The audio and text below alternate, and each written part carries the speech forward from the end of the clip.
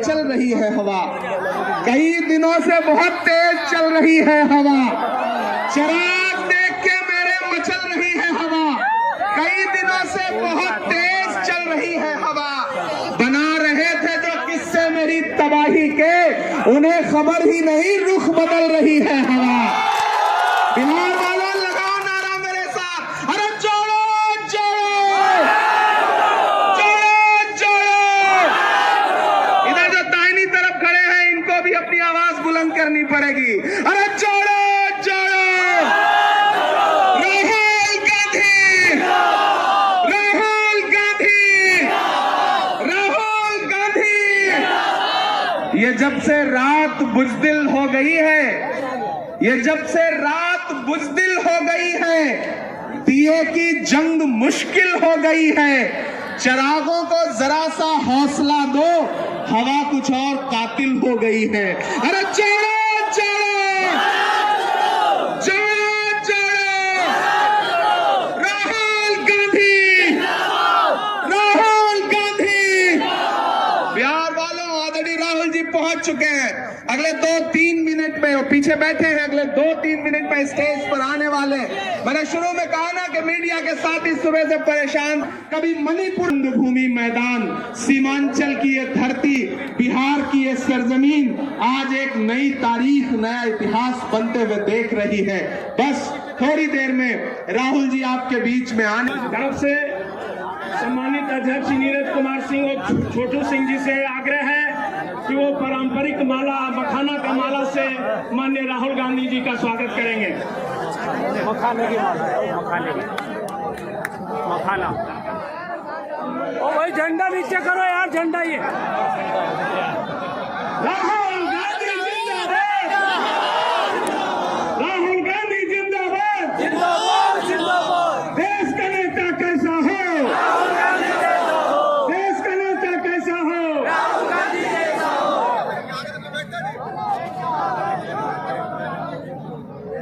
हमारे प्रदेश अध्यक्ष जी महर्षि जी की तस्वीर आदरणीय राहुल गांधी जी को समर्पित करेंगे।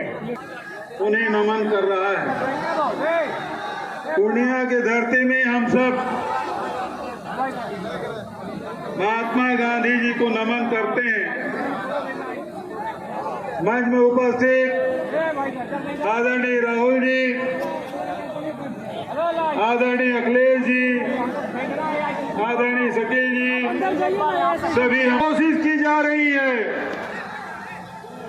और आपने देखा कि किस प्रकार से ईडी, आईटी का डर दिखाया जा रहा है। लेकिन साथियों, जो कहते हैं कि हम 400 पार करेंगे, उनका दावा खोखला है। क्या बात। यदि उनके दावे दम होता तो बिहार में नीतीश बाबू को अपने साथ में नहीं लेते। वो डरे हुए हैं सत्ता खो जाने के लिए।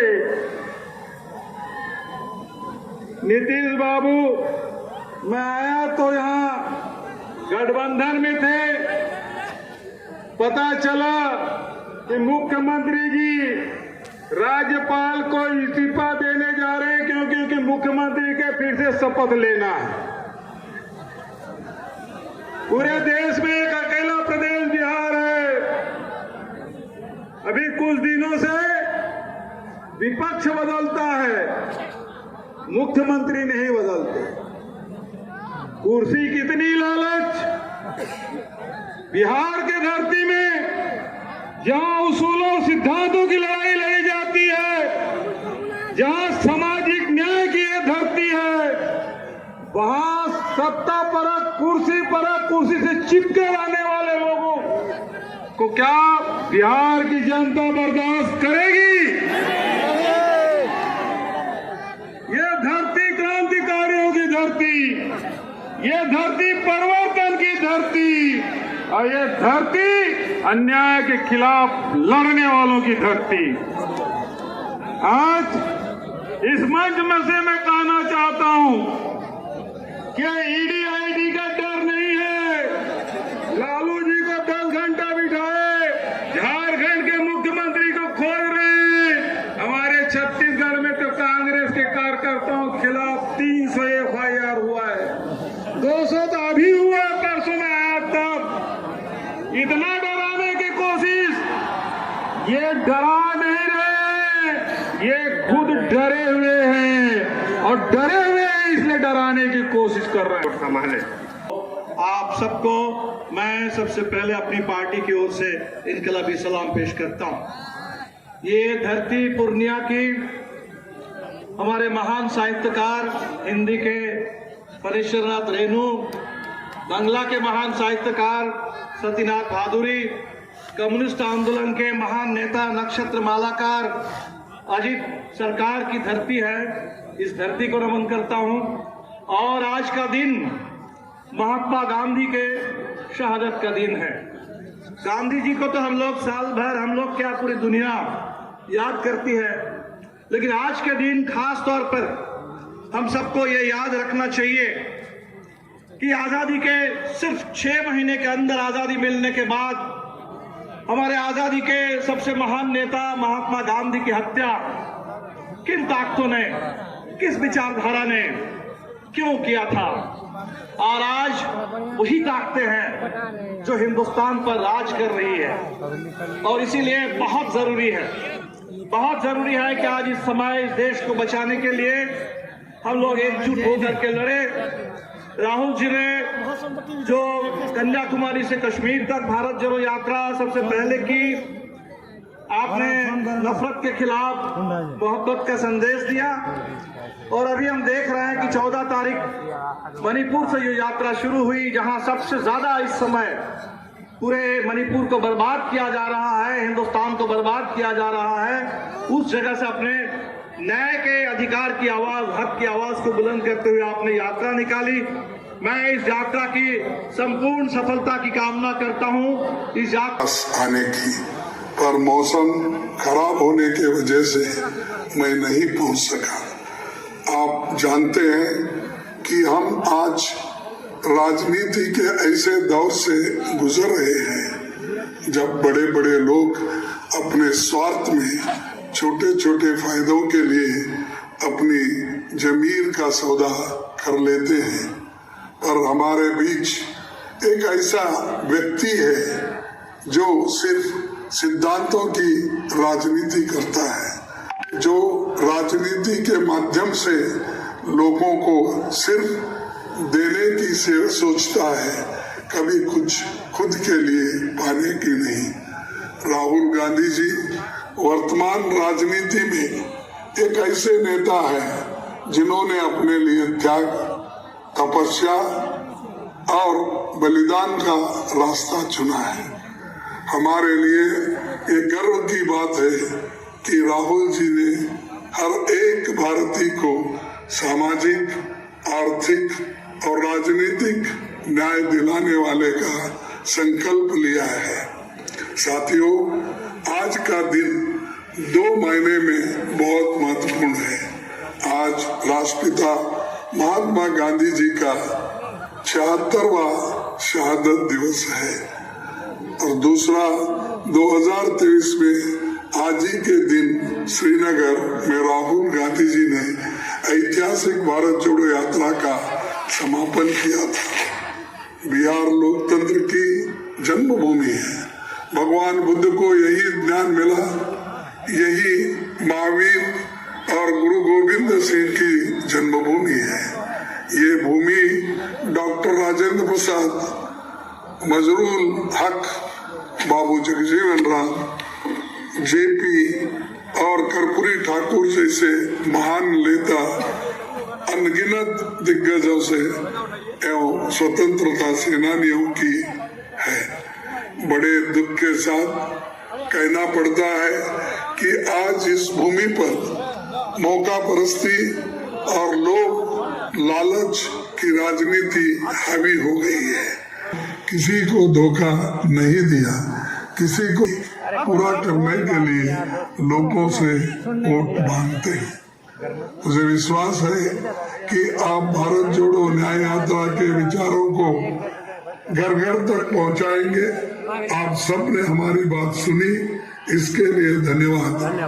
जय हिंद, जय बिहार, जय कांग्रेस। जुल्मत के सिवा कुछ भी नहीं होगा।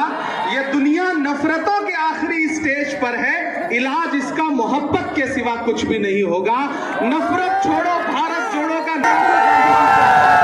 आदरणीय राहुल गांधी जी आपके बीच में आ रहे हैं। वो सरफरी हवा थी, संभलना पड़ा मुझे, मैं आखिरी चिराग था, जलना पड़ा मुझे। आदरणीय राहुल गांधी जी आपके बीच में।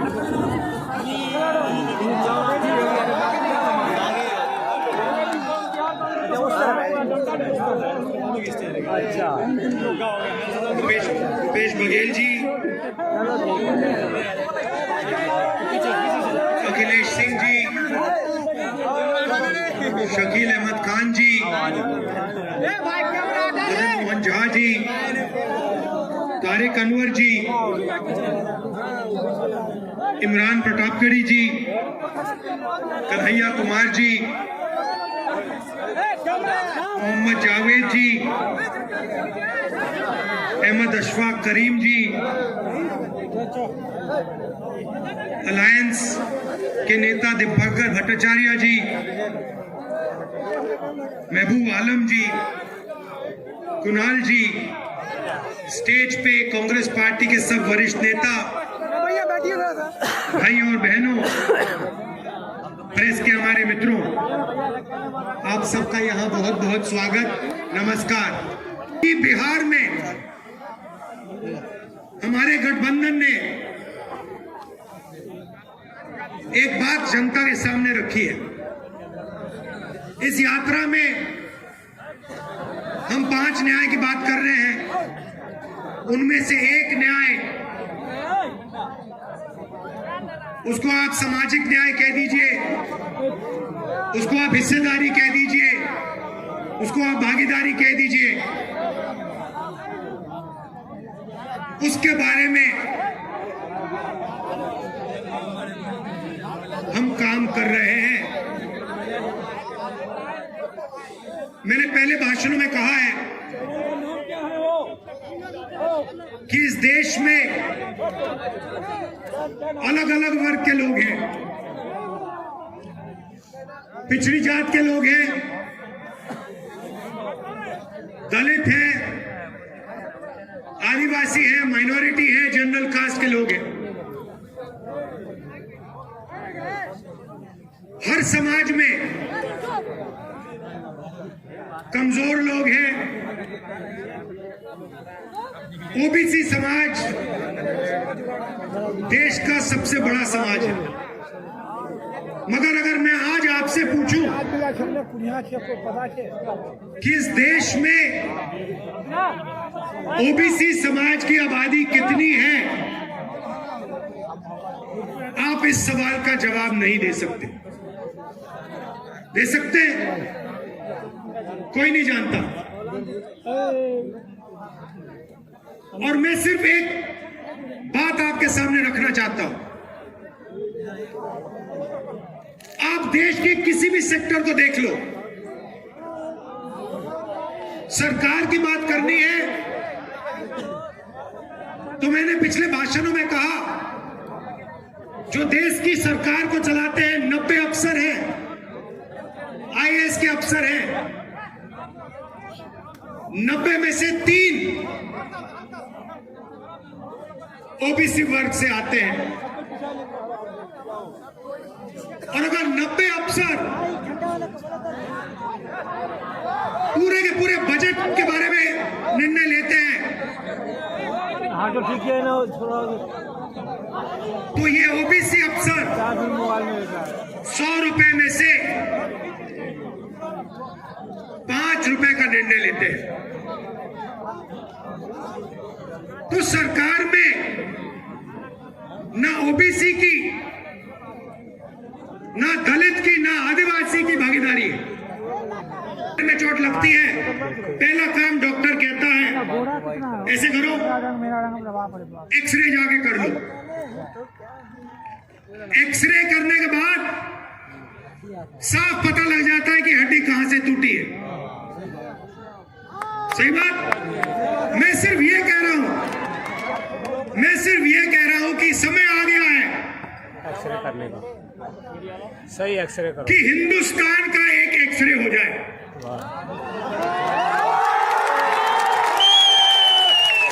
एक एक्सरे हो जाए, उसके बाद एमआरआई भी हो सकता है, मगर पहले एक एक्सरे हो जाए कि इस देश में कितना दलित है, कितना ओबीसी है, किसकी कितनी आबादी है। बात समझिए, नीतीश जी कहां फंसे मैं आपको बताता हूं। दलदल में मैंने नीतीश जी से साफ कह दिया कि देखिए, आपको जाति जनगणना बिहार में करनी पड़ेगी, हम आपको छूट नहीं देंगे। और आरजेडी में हमने ये काम नीतीश जी पर दबाव डाल के किया। अब क्या हुआ, अब दूसरे साइड से प्रेशर आया। बीजेपी नहीं चाहती कि इस देश का एक्सरे हो, डरते हैं एक्सरे से। दूध का दूध, पानी का पानी हो जाएगा, पता लग जाएगा। मगर मेरा सवाल आपसे, ये 10 किलो की जो माला है, ये अमेरिका में कितने रुपए के लिए बिकेगी?